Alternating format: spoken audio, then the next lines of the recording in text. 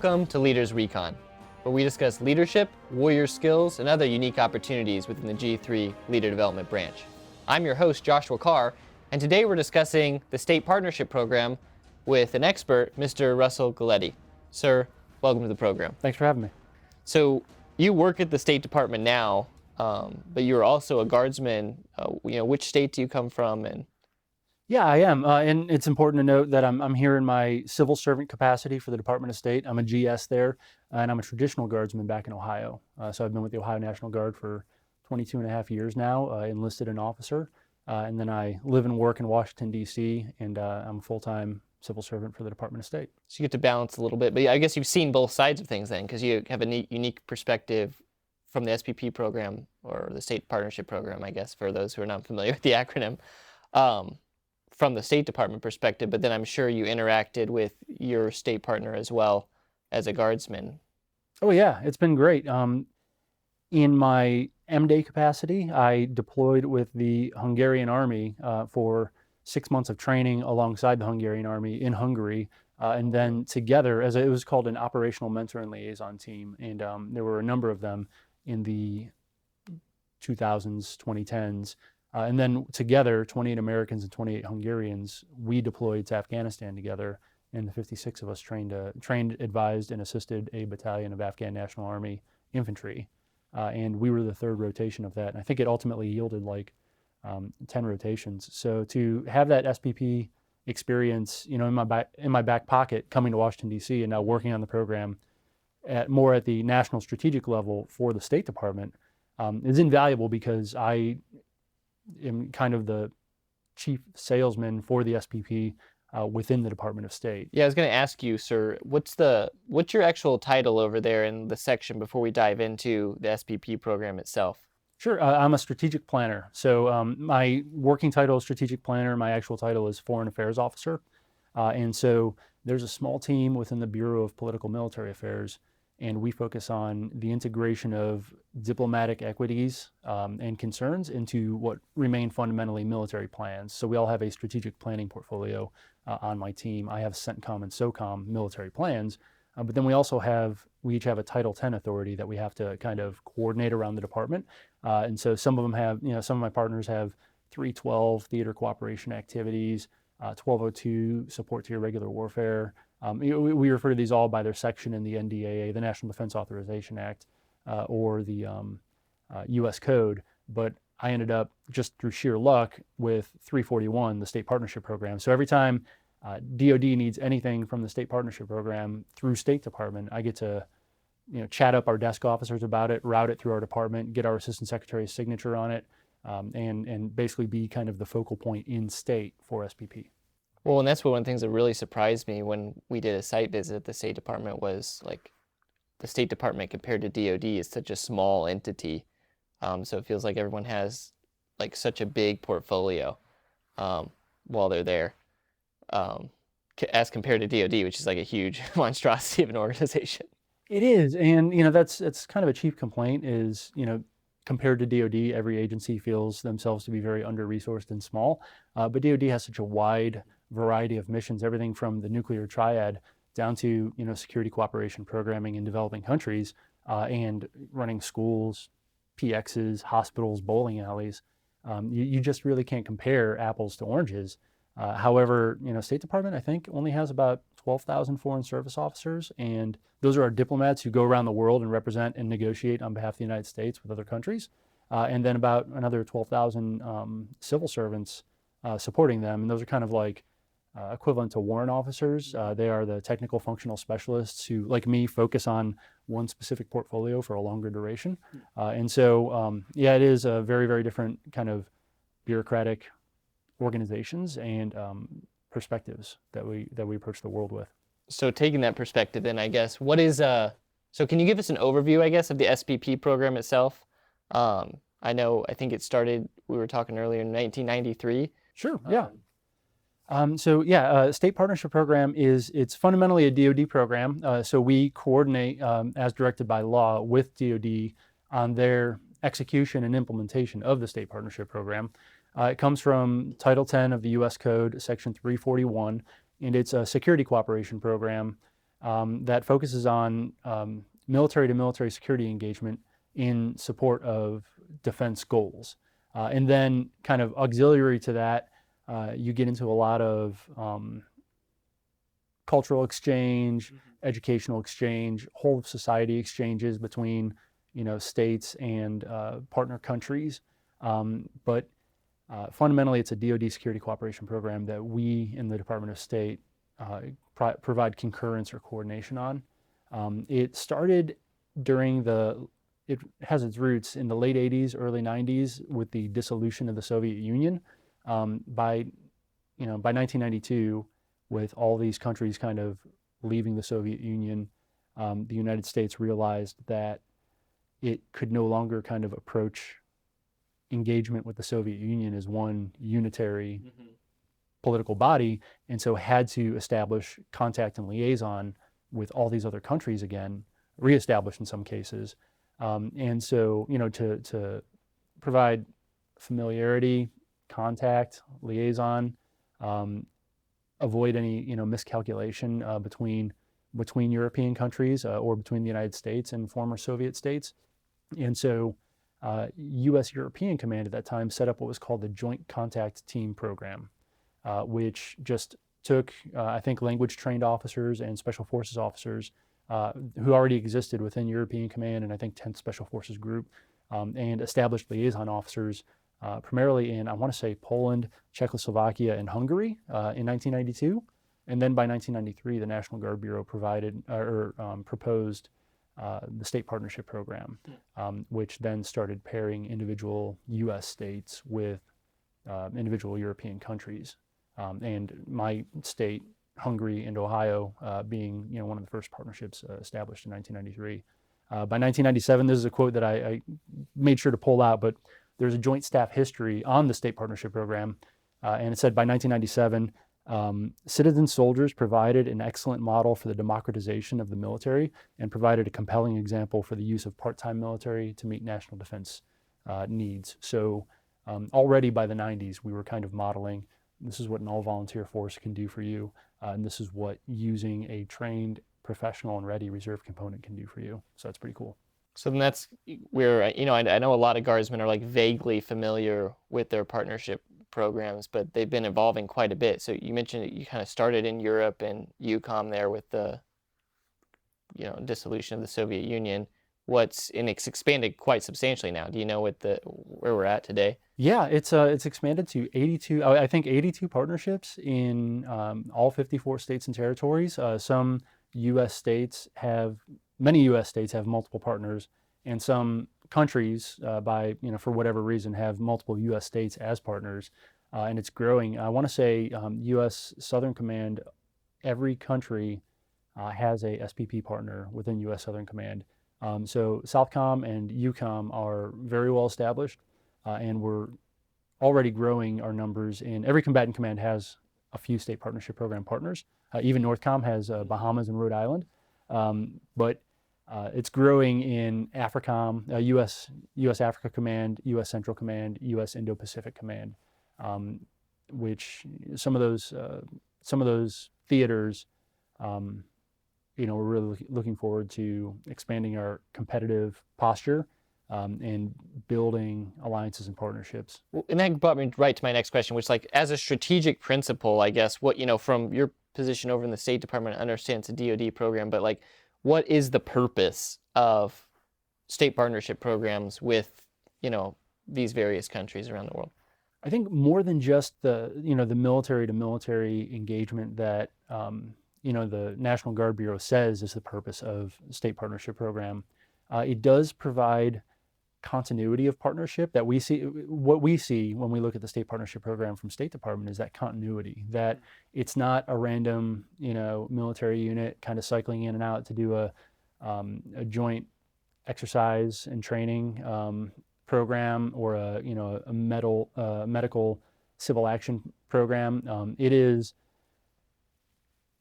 officers and enlisted personnel from one state that will meet state partnership program partners in their partner country very early on in their careers by going through, combined exercises, by deploying together like I did, by coming to the United States and going to non-commissioned officer education system schools. And then they'll grow up together over the course of 20 or 30 years in the Guard, hopefully. Some of our state guards are larger than some of their partner countries' militaries, and just more advanced because we have such a well-funded, well-equipped, well-trained reserve component in the United States. It's an economy of force for us that we are able to fund, train, and equip our reserve component. And so being able to kind of stand on par with your SPP partner country, who, they are professional, full-time military personnel, that's an incredible thing that other countries, our chief competitors, cannot do. So it's that continuity, it's long-term consistent engagement.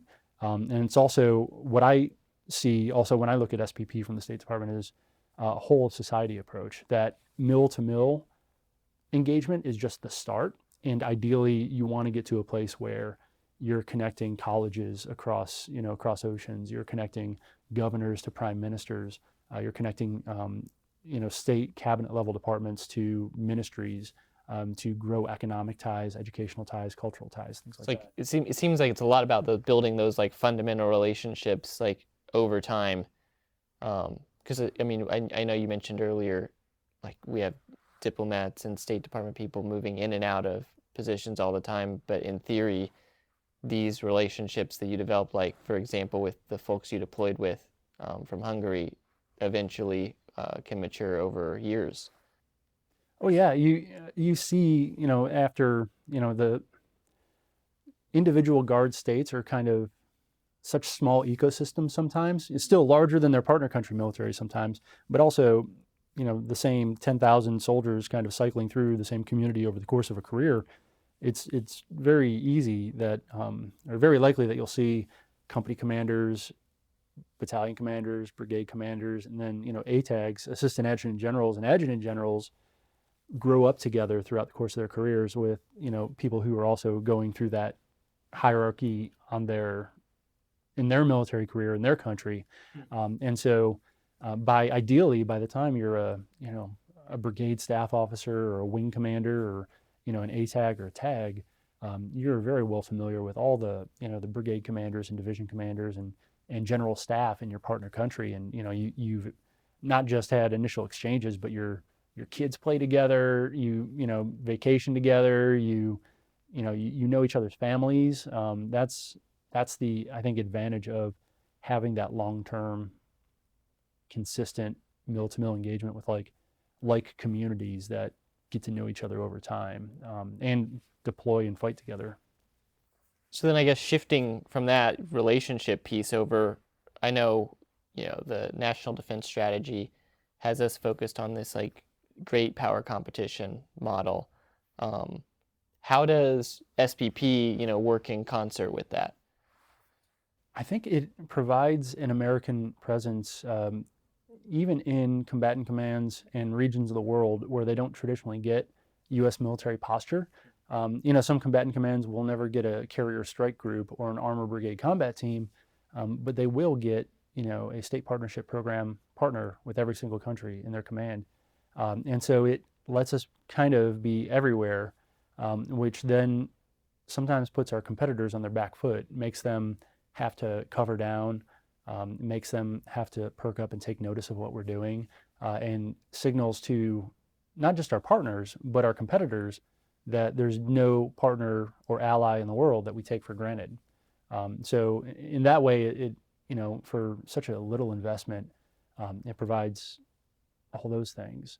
And also, I think the ability of putting different parts of the world that traditionally have not been in play in competition with our chief competitors, by getting engineers out to places to conduct assessments of airfields, by just using battalions or brigades exercises as either dynamic force employments, or to validate kind of some of our planning assumptions. Can we fit a brigade in that island?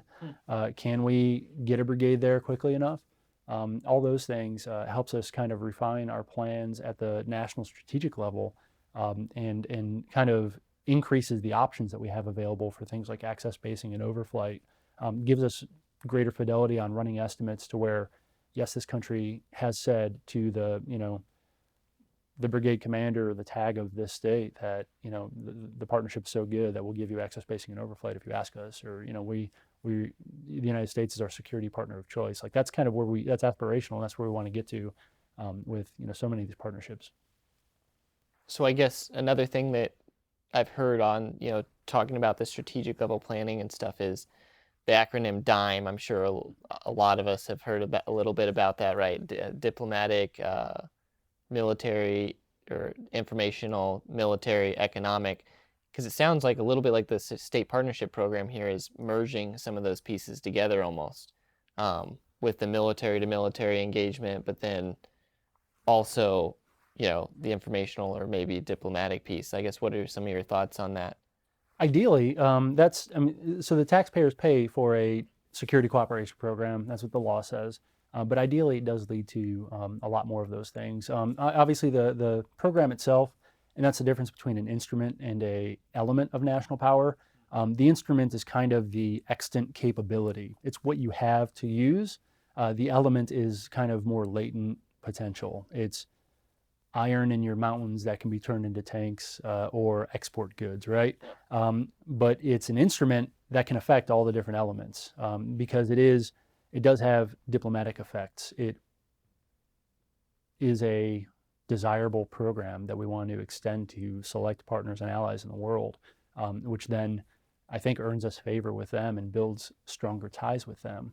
So it has an effect on the diplomatic element of national power. It certainly has an effect on the informational element of national power by just facilitating cultural exchange, by bringing partners to the United States, for NCOES schools, but then we take them on tours of our museums, we take them on tours of our state houses, we take them to baseball games and basketball games, and over time they get exposed to, American society and culture, and vice versa. The reverse is true as well.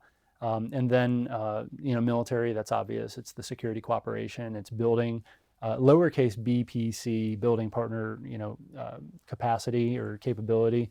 It's validating and working towards interoperability so that when we have to join a military coalition with some of these partners and allies, we already know how to work together. And then economic, again, aspirational, but every time we, connect our commerce and trade departments in the different states to those commerce and trade militaries or ministries, or every time we kind of facilitate a connection between an American business and kind of get them better integrated into foreign markets. That's obviously not in the law, and that's not the purpose of the SPP, but that's a advantage that it's like a byproduct. Yeah, sometimes grows out of it. That's so interesting. And then so DIME it's a mnemonic device that kind of came up in the mid 20th century. Hans Morgenthau and AFK Organsky are, I think, the most famous who coined it. But there's also, if you check out Joint Doctrine Note, I think it's a 1-18 from April 18, published by the Joint Staff, called Strategy. It actually kind of advances a concept called midfield instead of DIME. It always changes, but it discusses. It's I guess an analytical tool that you can look through, not just diplomatic, informational, military, and economic. The DIME. We also have DIME Fill, but military, informational, diplomatic, finance, intelligence, economic, law, and development. So there's a lot of different kind of tools that you can use to look at the different dimensions of a program or a partnership. On that note, like what does, so, we always talk about the National Defense Strategy over here in DoD. Does the State Department have a, similar governing type document, or what is that? We do. Approaches to strategy, I think, vary by department. The military, different parts of different agencies too have kind of more of a dogmatic adherence to strategic documents, which can be good, but can also be kind of constraining yourself. So we all fall under the National Security Strategy, which is signed by the president and published by the National Security Council. But then, from time to time, we've had, DoD has the Quadrennial Defense Review, which is a 4-year program that I think is prescribed by law, kind of a report to Congress on capabilities, opportunities, weaknesses. We at state and the U.S. Agency for International Development, which is an independent subcabinet agency that falls under the broad foreign policy guidance of the Department of State, we used to have the Quadrennial Diplomatic and Development Review. So kind of a like product. But we also have a joint strategic plan that we publish in coordination with the U.S. Agency for International Development. We have, and this kind of gets at, I call it a disjuncture that exists between state and DoD, where DoD has their Office of the Secretary of Defense, the Office of the Undersecretary of Defense for Policy, that provides policy direction for all the military departments, all the 18 some defense agencies under the DoD, all the combatant commands. So they provide that policy guidance. But then you have the Chairman of the Joint Chiefs of Staff, who's the global integrator of military plans, right? And that was directed by Secretary Mattis. The chairman, now General Milley, is the global integrator. And there's a number of processes that kind of integrate global military plans to make sure that they're aligned with all these different strategic documents. We don't really, at State Department, have a global integrator. The role of the Undersecretary of State for Political Affairs, who owns all of our regional bureaus, and the Bureau for International Organizations, varies from administration to administration and secretary to secretary. But then the real disjuncture comes, Chief of Mission Authority. Every single ambassador in the field is the president's personal representative to that country. So where in the DoD, the combatant commander is the Joint Force Commander. They have unified action for the entire combatant command, and they can just draw a joint operational area, and it doesn't have to respect international boundaries, if that's part of the military plan or if that's what's needed. Every single chief of mission, is the president's personal representative. And so the documents that matter, I think the strategic documents that matter most in the State Department end up being the integrated country strategies. That's where the ambassador brings together all the different representatives of instruments of national power in the embassy. So DoD, legal attaché from Justice, financial attachés or commercial attachés, Homeland Security representatives. In the country team, they bring them together and they publish the integrated country strategy for that country. So you can see 180 or 190 integrated country strategies. It's difficult to kind of meld those into a regional or global approach. And so from my perspective, that's something that we're still working on across the interagency, is kind of how do we rework any processes that we're using right now, and how do we best apply the strategic documents that we have and can expect from this new administration into something that's better suited for competition globally. For agencies that, what we do at the Department of State, we see that we're doing competition all the time. Competition is not a thing we do. Competition is just the normal conduct of diplomacy and engagement with partners, allies, and competitors, or adversaries even. And so when one side is talking competition and the other side believes itself to be doing competition, we kind of need to create a wiring harness in the middle to connect different parts of those efforts together as best we can. Yeah, so I mean, that was a lot of information, sir, but I guess, we've kind of beat around the bush a little bit, but like diving right into, how some of these, partnerships are impacting our global relationships. You hit on something which, I was going to ask here, which is, every partnership's unique. Do you have some examples you want to give us of a partnership that has grown, from inception to this point now? Sure. I would be remiss if I didn't mention my state's partnerships with Hungary since 1993 and Serbia since 2005. We exercise regularly together. We have deployed to combat together with the Hungarians. We have connected Ohio businesses to foreign markets through our engagements, and we've I think we're in the process of establishing cultural exchanges, either cooperative degree programs or collaborative efforts between universities. That's kind of what you mentioned was like the end state, of a fully functional partnership program. Exactly. Ideally, like that's where I want to see it to go, because I think the state partnership program is one of the best ways to bring our states and partner countries together, focused on starting with military to military cooperation, but then growing. The potential is always there for it to grow, based on conditions on the ground. But I think another great example is the Iowa-Kosovo partnership, where I think Kosovo actually established a consulate in Des Moines, Iowa, which is, I don't know how many Kosovars live in, Iowa, but that's a huge reciprocation of that commitment that you don't always see, is the establishment of a consulate.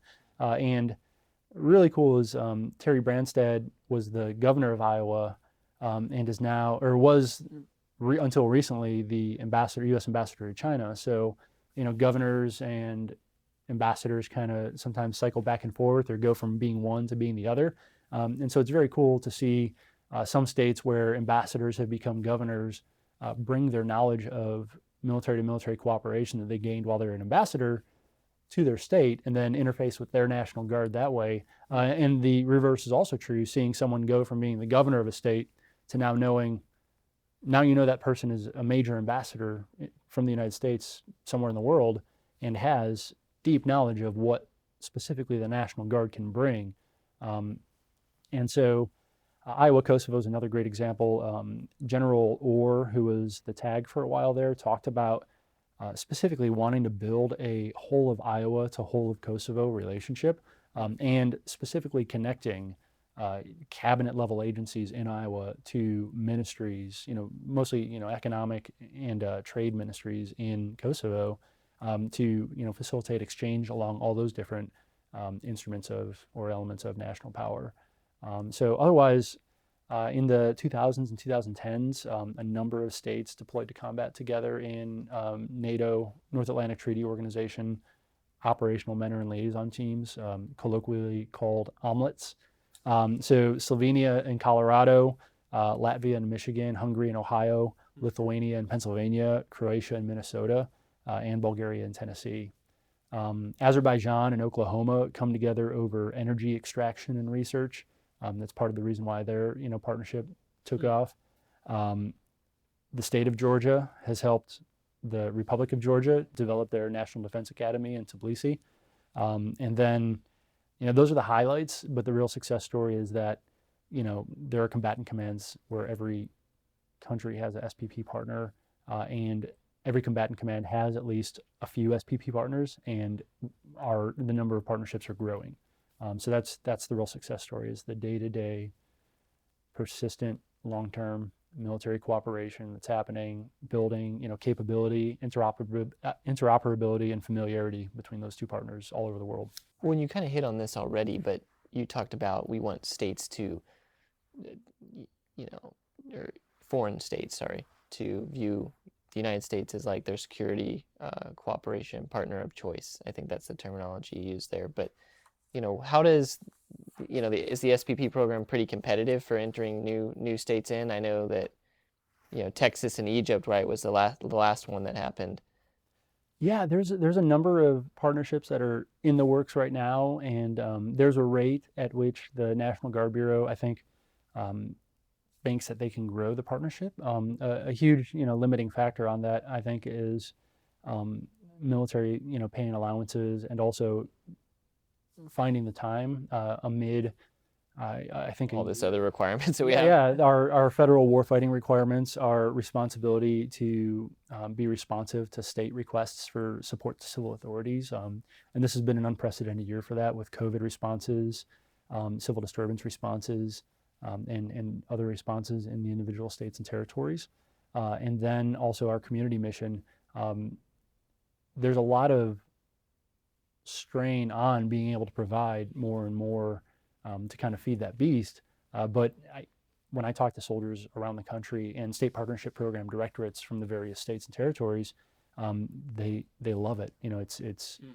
It's travel, it's engagement, it's cultural exchange, and it's feeling like you're representing your country and your state to partners and allies around the world. And then when you finally get to convince, you tell people that not only you're doing all those things, but you're also competing with our, chief geopolitical competitors. You're putting them on their back foot. You're making them perk up and take notice. That should make them feel even more proud of what they're doing, at these combined exercises and going to these schools. Well, and I guess that led me right into what I was hoping we could talk about next, which is like the actual functions of a state partnership program. Like for instance, I know that, state of Nebraska is partnered with, I think used to be the Czech Republic, now Czechia. Is that the Czechia? Czechia? Am I saying? I think so. Maybe I might be saying it wrong. So, we've done a number of things with them. Can you kind of highlight for those that are unfamiliar what that looks like? Because you mentioned, we're not training and equipping necessarily, but I guess what are the left and right limits of a partnership program in real life? I understand it to be lowercase t training. There are formal programs that build partner capacity or provide training either through U.S. military forces or U.S. Department of Defense or Department of State contractors. And so not to get in the way of any of those programs, though I think it might be aspirational, but the integration of state partnership program with some of those programs would only help SPP get out there more and in greater volume. I think it's focus on subject matter expert exchanges and key leader engagements, which you can do a lot of, again, lowercase t training under that shield. And can you define that a little bit for those that are unfamiliar? Like what is lowercase t training? That's not a doctrinal term, but lowercase t training, things like working in collaboration with the partner country. So we have bilateral affairs officers out at the U.S. embassies to some of those countries. We've got state partnership program directorates in each state and territory, and their job really is to work with their partners in those host nation, partner nation militaries and assess their needs. What do they want? What do they want to learn from each state or territory? What capabilities does each state or territory bring? Some states bring, F-15s and F-16s. Some states bring their emergency management agencies and people who are police in their civilian life. Humvee mechanics, different non-commissioned officer education system schools. So it varies widely, and it's very flexible based on what the two partners want to work on. And so at my level at State Department, I see every quarter DoD has to notify to Congress the activities that are bringing in specifically non-military personnel. And so I see, prior to COVID, I see anywhere from a few dozen to a few hundred of these individual activities, state by state, country by country a year. And they vary widely from one state bringing a bunch of people who are policemen in their civilian lives to talk to that country that doesn't have much of a military, but has a very robust national police. And so, talking about, well, this is how policemen operate in a country that, has a well-established rule of law, has civilian control of the military. We've brought emergency management agencies to talk about response to natural disasters, things like the National Incident Management System, incident command centers and incident command systems, emergency operations center setups. So there's a lot of, especially through our Title 32 missions and our defense support to civil authorities missions in the Guard, there's a lot of great things that we can bring to countries that need it and want it, that the rest of the Title 10 U.S. military may be less familiar with. So border security, taking Central Asian states to the southwest border to. So from what I understand, then what you're saying is like a lot of the things that we do with that little T training is basically like enhancing and best practices between capabilities that already exist. Is that what I'm understanding? Yeah, definitely. Sharing best practices, familiarization, trading tactics, techniques, and procedures, and sometimes bringing in civilian experts, or even like I want to say I might be wrong, but I think it was Montana, a landlocked state, brought in the U.S. Coast Guard from the neighboring district on the West Coast because might have been Sri Lanka, wanted to talk about littoral and riverine security. So, yeah, it's very flexible. It's whatever the partners kind of design it to be, and it is a lot of knowledge sharing. I guess then on the don't side of things, is there any, what are the things that yeah, as guardsmen, when we're approaching these partnerships, we should avoid, doing in those partnerships, not to violate, things that fall in the purview of the State Department or other agencies? I've never had to tell a state not to do anything. There are, and part of the reason why it clears through the State Department is making sure that there are no policy implications. That's why we review them quarter to quarter, and that's why I think the law directs that the activities are notified to Congress quarterly. But sometimes it is brought up in the normal course of this coordination. Hey, it's not a good time to have this engagement with that country right now because we're talking to them about these, democratic reforms, or the announcement of a partnership is on hold for whatever reason. And so, not much to tell you not to do at the soldier level or the airman level. It typically happens at the, 4-star or above level. So, yeah. So we've talked a little bit about, I guess the why behind the SPP program. We've talked about some examples, best practices and stuff. What's the feedback we've seen, I guess, first off, from like the nation states that we've worked with, around the world? Or what are some benefits that, have arisen from this, like third party, from your perspective, outside of that military relationship from the State Department? I think generally countries love it. The countries that have partnerships love it, and the partnerships are very sought after.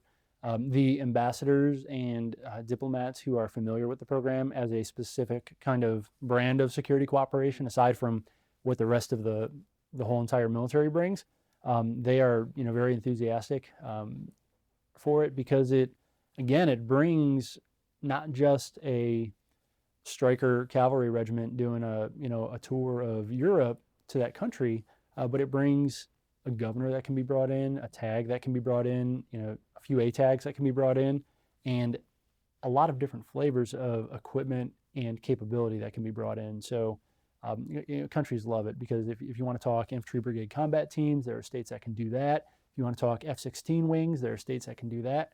And so you have this kind of reach back to the diversity of the entire United States military through the diversity of platforms and units in our Air Force and Army, but you also have kind of familiarity and continuity that come from you're dealing with the same 16,000 people. Well, that was something I was going to ask you about. So, like, you mentioned early on, like, how the Guard was well suited for this because we do everything from, delivering COVID vaccines, right, to natural disasters, to combat, and so, how do you have any examples, particular examples where you've seen like the Guard, provide that military relationship, but also, because we're all civilians in some capacity, or most of us are, how that works with some of those cultural exchanges or things like that?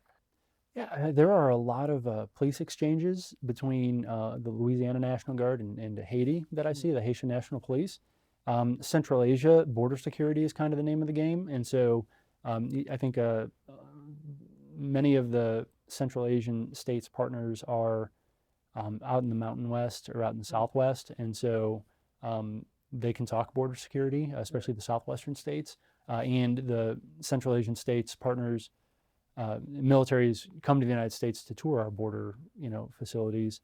I think it was Czech Republic and Texas consulted, or they provided support for COVID testing or vaccination. Didn't know that. I think so. So yeah, they just the kind of diversity of Title 32 missions that the Guard can do, and the civilian capabilities in our ranks. SPP also loves to draw upon that. I guess then my last question, you mentioned some specific examples of your experience with, as a guardsman with your partner nation. early on in this interview. What's some feedback that you've seen from your role now at the State Department is like for feedback from guardsmen, I guess, who've engaged with these SPP programs in your experience? I think the soldiers, like I said, the soldiers love to feel like they're representing their state and their country, doing security cooperation. That it's not just, the theater component commands, the Army, Navy, Air Force, Marine Corps that are stationed out there or that do regular deployments to a region.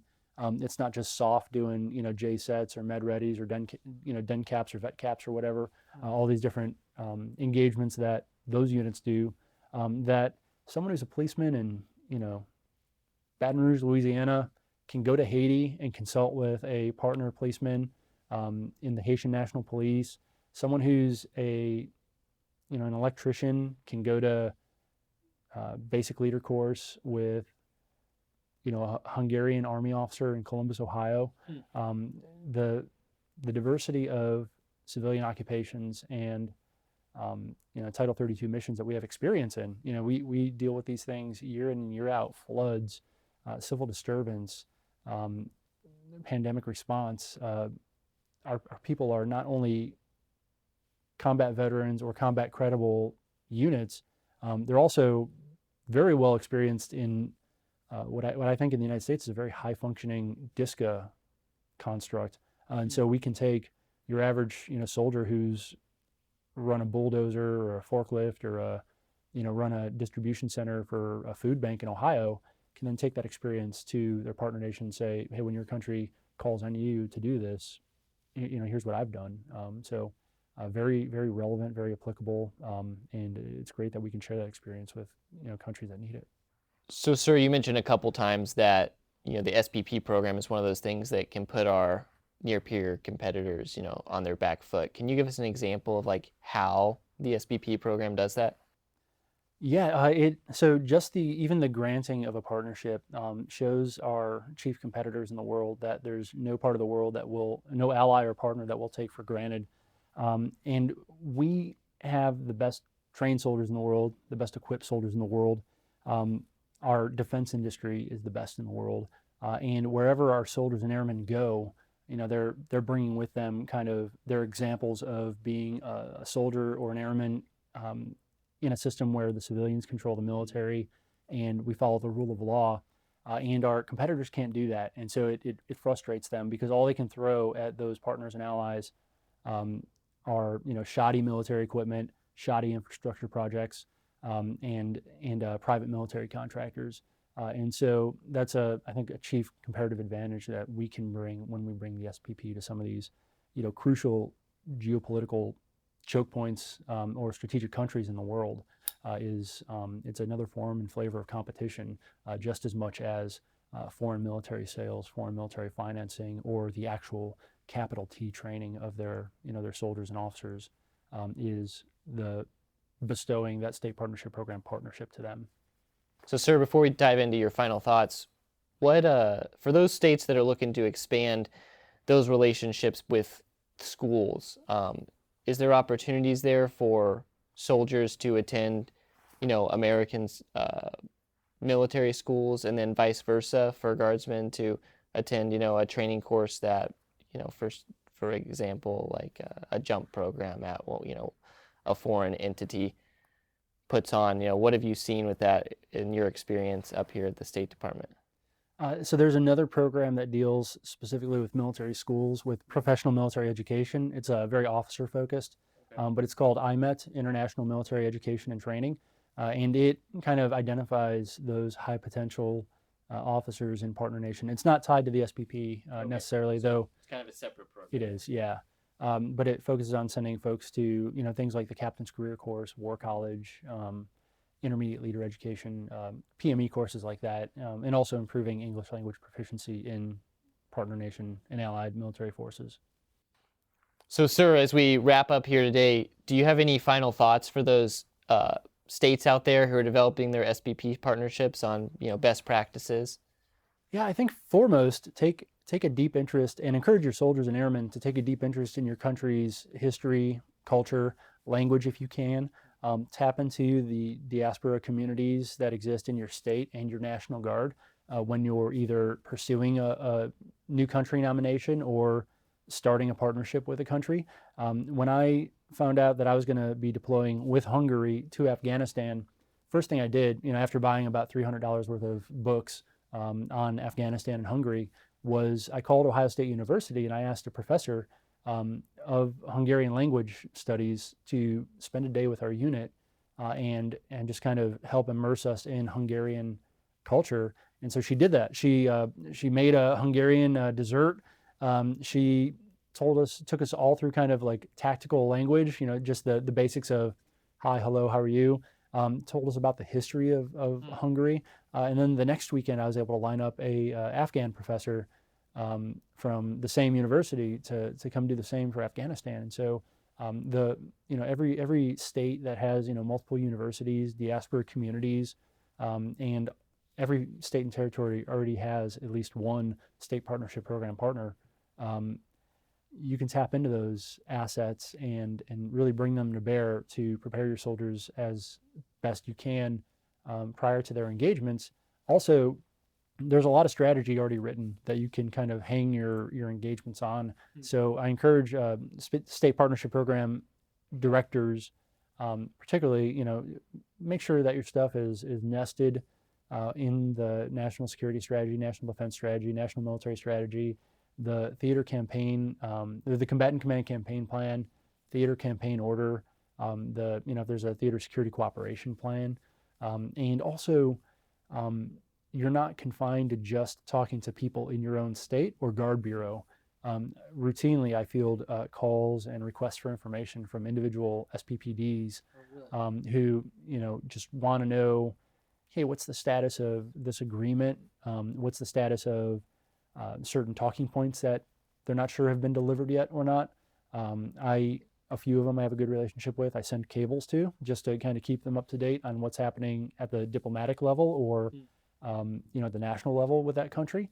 And so the Department of State is always available to provide consultations. We can provide both regional and functional consultations to your SPP directors. So when you come down to DC, make sure I probably check in with the Joint Staff, check in with OSD policy, check in with State Department and DIA. But we can set up sit downs sometimes with individual country desks and state partnership program directorates.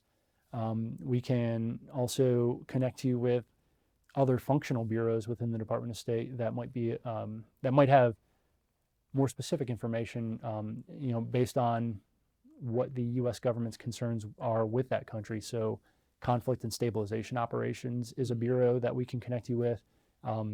International security and nonproliferation, arms verification and compliance, populations, refugees, and migration. These are all different, functional bureaus. Counterterrorism, democracy, rights, and labor, international narcotics and law enforcement. These are all functions that exist within the U.S. government and within State Department that can help you better decide, where you want to take your partnership and how you want to address the things that are of concern to your partner nation. So there's a wealth of information down here. It's not inaccessible. You just got to reach out and know where to go to get it. Well, sir, you've definitely been a wealth of information today. Awesome. Great. Thank you so much for coming on today. And I've really enjoyed having you, sir. Thanks for having me. This was great. If you would like more information on any of the topics discussed today, please visit our social media pages in the links below. Tune in to Leaders Recon over the next few weeks as we bring in today's leaders and pioneers to discuss their experiences, share their wisdom, and help you grow as a leader. If you like this episode of Leaders Recon, please don't forget to subscribe below and leave us a 5-star review. You can find us wherever you listen to your favorite podcast.